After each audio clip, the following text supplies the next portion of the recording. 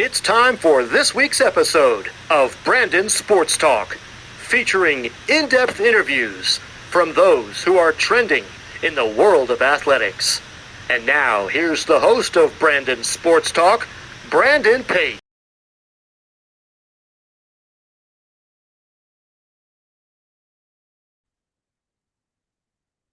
Welcome back to Brandon Sports Talk. In today's episode, I have the privilege of interviewing the Husson University's head women's basketball coach, Coach Kissy Walker. How are you doing today? I'm great. Thank you for having me. Thank you. Can you talk about how you knew that you want to get started in coaching in college women's basketball? Yeah, I actually was fortunate that going through high school, I kind of knew that I wanted to teach and coach. I know a lot of students when they're 17, 18, they don't really know what they want to do for the future, and their minds and their majors change. I actually, though, didn't have any dream of coaching at the college level. And I believe part of that was because I graduated in 1986 from college, but we didn't have social media. We didn't have the women's college basketball games on TV. It was just starting. I remember watching Old Dominion in the national tournament because we had a player from Westbrook, Maine that was on Old Dominion. And that was the first time I really got to see college women's basketball on TV. But I graduated from the University of Maine and just started coaching middle school and coached everything there. And then kind of fell into the job at Husson as an assistant coach. And I thought, wow, I really like this level. And then when the head coach, who happened to be my best friend, who was my college teammate, left, I kind of slipped into the job. And so that's kind of how that all transpired. What was that experience like for you going to Maine Black Bears and playing collegiate basketball there? Well, I absolutely loved my collegiate playing days. I know as coaches, we're always telling kids, the 4 years goes fast. You can't take it back. And, it's something that not everybody can do. So if you have an opportunity to do that, it's something that, they don't want to not do and regret. But again, I didn't have all the TV to see what college was like. So it was kind of, getting into it. And, it's really about making all the relationships and friendships that you have and, trying to play for that one championship that you're all have that same goal for. But my best friends were my college teammates. 40 years later, we all have a group chat, and when the Black Bears are playing, we go back and forth talking about the game. So it's really neat. What was that feeling like putting on that iconic Maine Black Bears uniform?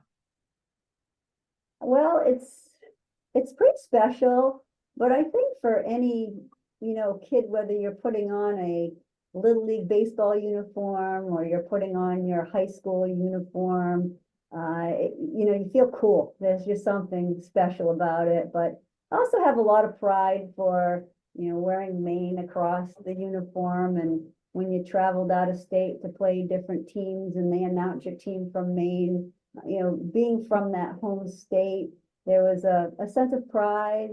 You want to kind of step on that floor and show people from out of state that, Maine kids can play. As you talked about that, what was that like getting to play for your home state of Maine?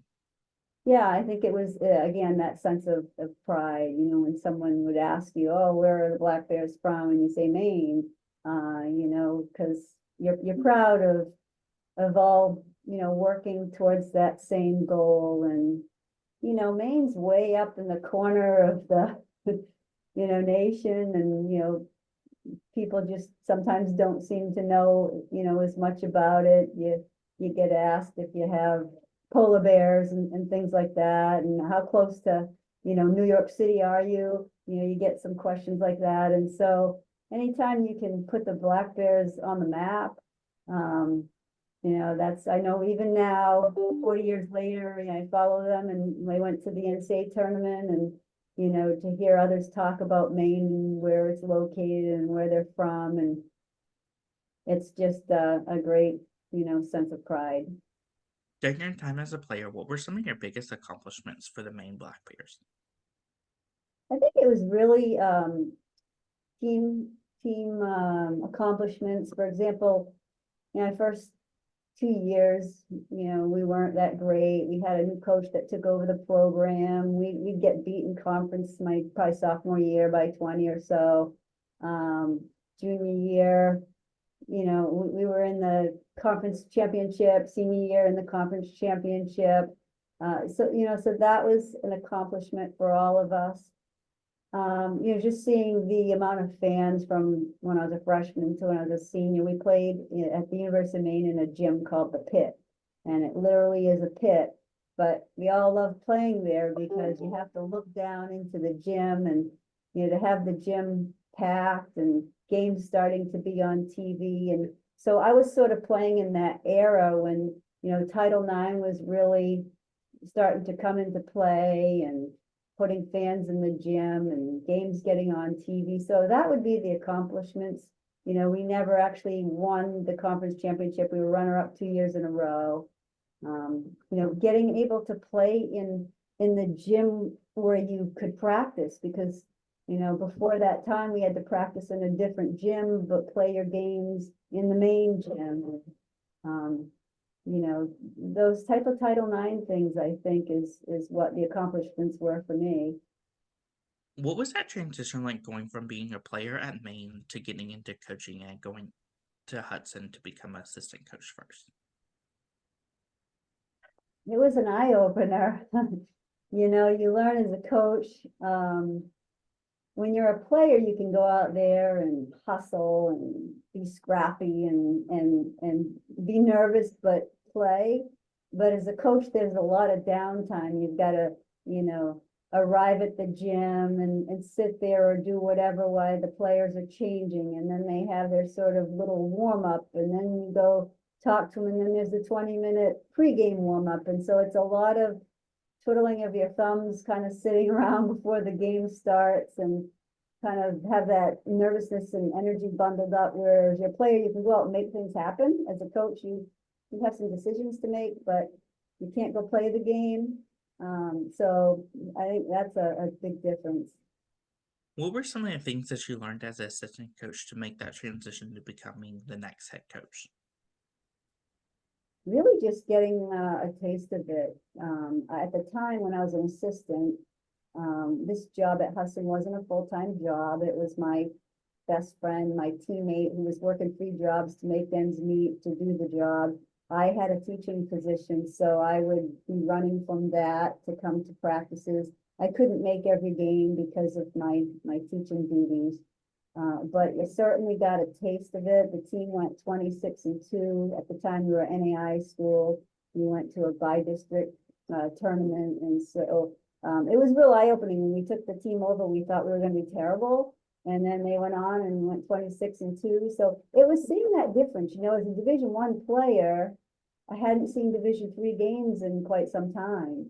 And so, you kind of had to learn where the talent was at and what the difference was. And but we still had expectations that you had kind of at the Division I level, and I think that helped to sort of raise the bar a little bit for the program. The girls had never lifted weights and strength training and that kind of thing. So we implemented, little steps along the way.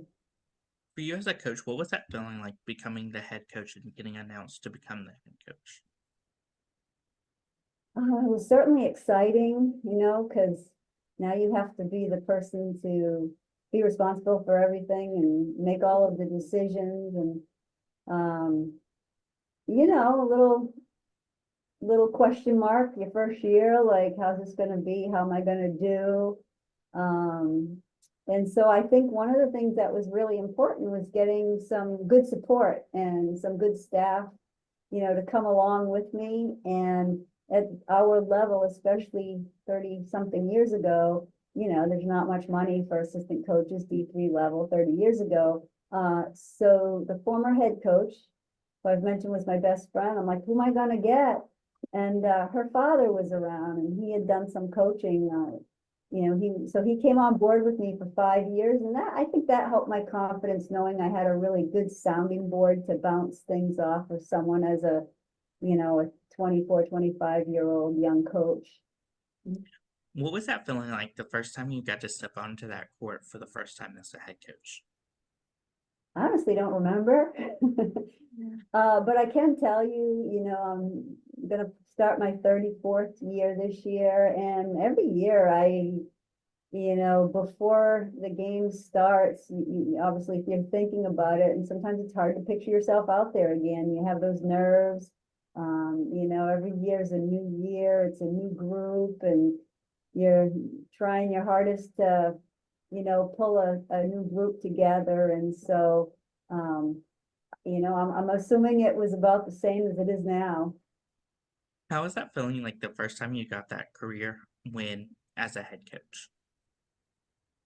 I don't remember that either.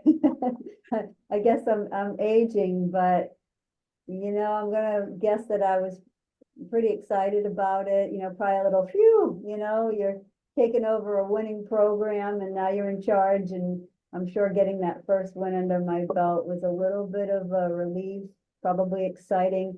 But we try to remind ourselves, even at my age and doing it for as long as you are, things are getting harder and harder. And so, you'll take every win you can.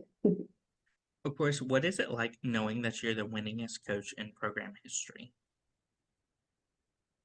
I don't honestly think about that.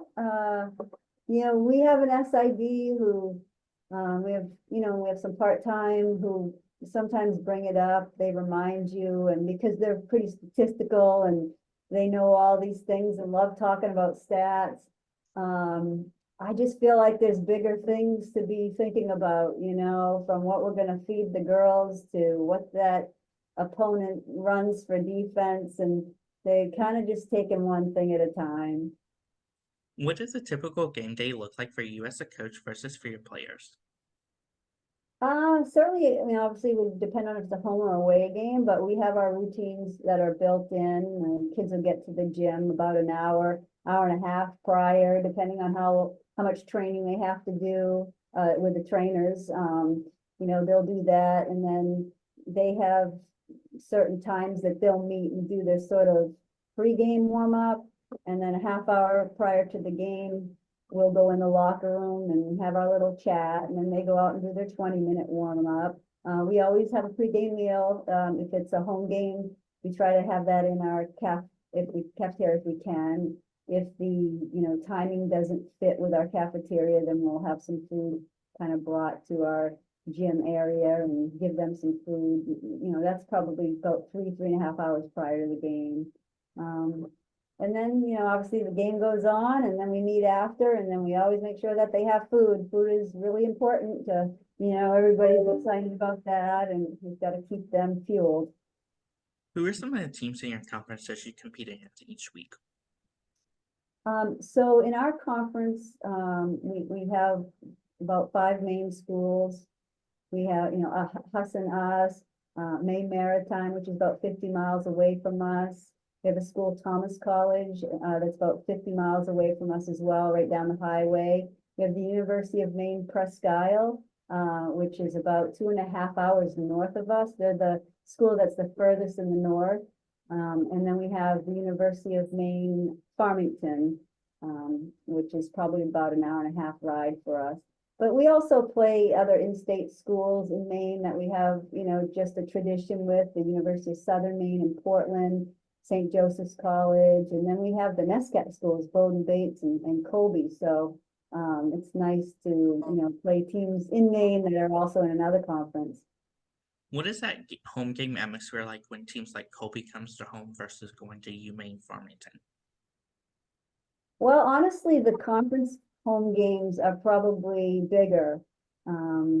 Husson basketball is, a pretty big sport at Husson. Maine basketball, people in Maine love their basketball, and we get a really nice following.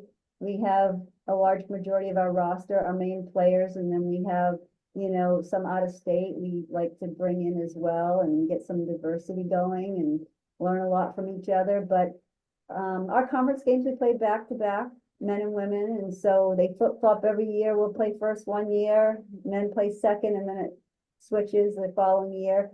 But our gym will be pretty full if school's in session, when they're on break, you might not have as many, but that music gets going and they pack the gym and it's a pretty nice atmosphere. So far as a head coach, what have been some of the things that you've been able to accomplish? Can you say that again, Brendan? So far as a head coach, what have been some of the things that you've been able to accomplish? Well, we were fortunate back when we were in NAI school in 1993. Our team went to the NAI, you'd call it a Final Four, but the NAI calls it a Fabulous Four. And that was, we were over the top excited about that. We really didn't know the situation we were in until, it was all over, and then it was like, wow. But we've won our NAC conference, a number of times. We won a game in the NCAA tournament. So certainly one of the things we haven't gotten to is in the NCAA making it to a Sweet 16. So we'd love to do that, but certainly you got to win that conference first. So can you talk about the program that you've built and what you've built for the program? Well, I like to think we, have built a program that has a winning tradition. I feel like I've been around for a long time, and the kids are very respectful. Husson, we've been very fortunate that we've had some really great leaders and presidents with a lot of vision, and Husson's put a lot of nice academic programs in place that's helped us with recruiting. But I think we've built a culture, and it kind of just passes along, year after year. We're pretty particular on who we recruit into the program. I want to have fun. As a high school student, I wasn't the best student academically. It was always a little bit challenging for me, but I loved basketball, and that kept me going. It kept me in school. And I've just enjoyed the game and the relationship so much that's what I want my players. I mean, my philosophy is pretty simple, that we want to have fun, and I believe that we can win and have fun. So I feel like our culture is one of respect, and, having fun, really. As a coach, what do you look at in those prospective student athletes when out recruiting them? Well, obviously with look talent, everybody does. I won't recruit a player unless we have the major, but on top of that, I think we definitely look at, is this person going to be a good fit for us? And, having them visit on campus, having our players get to know them. I don't want to be babysitting on a trip, so we want to recruit players who are pretty disciplined, are going to want to follow the rules, and we don't even call them rules, it's just expectations.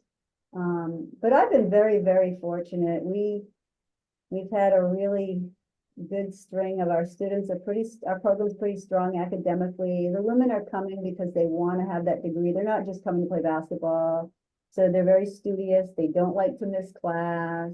We've had a lot of students in a 6-year doctoral physical therapy program, nursing. Bangor has 3 hospitals. So our students in the health field do a lot of their clinical rotations right here, as well as, going out of state to some of those rotations. But we're largest business school in Maine. So we've had some pretty good students in the business program. And, so again, they're great people, and that's what we really love to do, is get good people. And, hopefully that is going to bode well with the team chemistry. As a head coach, what is it like seeing those freshmen put on that Husson uniform for the first time and your seniors putting it on for the last time? Well, I hate senior day, and I tell all of them that, because, 4 years with these players, and you feel like they're your kids in a way. You worry about them like you'd worry about your own child, and you spend so many hours and so many days with them. It's a sad day for me, although I know I should turn that around, because it's exciting for them that they're going to go on and work in their careers that they've worked so hard for. it's really rewarding seeing them once they get those jobs out there. And I think, they're excited about putting on a uniform. Everybody would love to have their own numbers that they had in high school or their favorite number.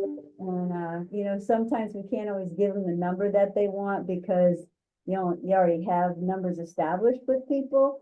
But running out to the warm-up music and in that uniform the first time is pretty exciting. They're nervous about it usually, but exciting. What is it like as a head coach getting to see them achieve those big milestones in their careers, like their first points versus their last points? I think it's a sense of an accomplishment. You like to think you played a little part in it. I know that we don't always, because it's usually them being driven in their work ethic and working hard. But I know, just we graduated 2 this year, and one's getting a job teaching, the other got a fantastic job in hospitality management. And she's texting me, telling me about the interview and then the second interview and then getting the job. And it's exciting. Again, I think like when your own child goes and gets their job, you're happy for them. It's kind of that same way, I would imagine. What is it like as a coach getting to see your players go into coaching just like you have?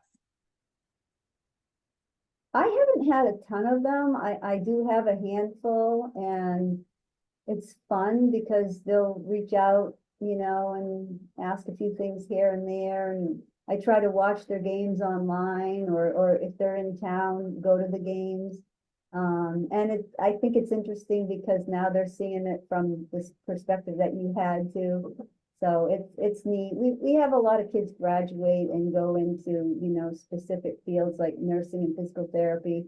So it's a little bit harder to go off and get a coaching job, although some of them are doing with AAU, even though they have those types of careers. What are some of your future plans for the Husson women's basketball program moving forward? Again, we have goals of pretty much winning that conference championship, and I'd love to get to a Sweet 16 before I ever retire. But it's just day to day, year to year, really striving to get good players and better players every year. And we try to, every year we take a trip somewhere, and we try to go where it's a bit warmer than Maine, and that has to happen over the Christmas holiday because of how much time you have off. And so I've taken teams to California, Florida a number of times, New Orleans, New York City, and Arizona. So each year we're planning things like that and just trying to give them a good educational experience, really. And we do a lot of team building, and so every year it's just constantly trying to build and give them a good experience. What advice would you give those incoming freshmen entering their first year of college women's basketball? Could you repeat that? What advice would you give those incoming freshmen entering their first year? Well, during the recruiting process, we actually try to talk about that. Just it's really hard to just try to tell incoming freshmen like what it's going to be like. You try to do the best you can to lay it all out and explain it, but I'm sure when they actually get on campus and go through it, it's probably a little bit different. But we really do try to lay that out as we're recruiting. Just you talk about training. It's women's basketball, as is just flourishing. And there's so many players out there playing, and right now, especially where it's the whole AAU and travel season, there's a showcase every single weekend. And so rosters are becoming harder and harder to make, even at our Division III level. And so training is one thing we talk about for sure. In the summer, workouts, being conditioned, and picking up a basketball. It's not something you're going to just pick it up when the season starts. What advice would you give those players looking to play professional basketball after their college career? Oh, well, we haven't really had any from our level. I had one girl go over to Greece one year to sort of try out. We do have girls at the University of Maine who have gone on, quite a few of them actually. But it's just, again, I think working at the game, keep working at it and watching women's basketball. We really have tried to, I run a summer camp and talk to the kids even at, age 10 about watching basketball and watching the WNBA, and trying to get them to see what's out there and those role models. I think that's really important. What advice would you give those coaches out there looking to become head coaches one day and building their own program? Getting experience any way that they can. I know now to be a college coach, most places are looking for at least 3 years or so of some college coaching. So being a grad assistant is a great way to go. And so probably trying to encourage them to get on someone's staff, even if it's a volunteer. That's great advice. Where can my listeners find you on social media along with the program at? Where can they find us on social media? Husson Women's Basketball, at Husson Women's Basketball on Instagram, we're on Twitter. We have a Husson University Women's Basketball community Facebook page. And we do have a Snapchat. It's a little bit limited. We also have TikTok. I usually have one of my players run the TikTok. I do our social media, so I'm really trying to keep up with the times and get some information out there. The players are better with a video, so I usually have one of them do a takeover on the TikTok. Thank you again, Coach Kissy Walker, for your interview, and best luck in your future at Husson as the head women's basketball coach. Thank you. Sorry, I couldn't hear you that well. Thank you for your interview, and best of luck in your future. Thank you. It's been a pleasure to join you, Brandon. Thank you. You can find Brandon Sports Talk on Instagram at Brandon Sports Talk, Twitter at Talk_Brandon, and you can find me on YouTube at Brandon Sports Talk. Don't forget to like, comment, and subscribe. Thank you again, Coach Kissy Walker, for your interview, and best luck in your future. Pleasure. You've been watching Brandon Sports Talk. Please feel free to like, share, and subscribe to Brandon Sports Talk on social media and on YouTube.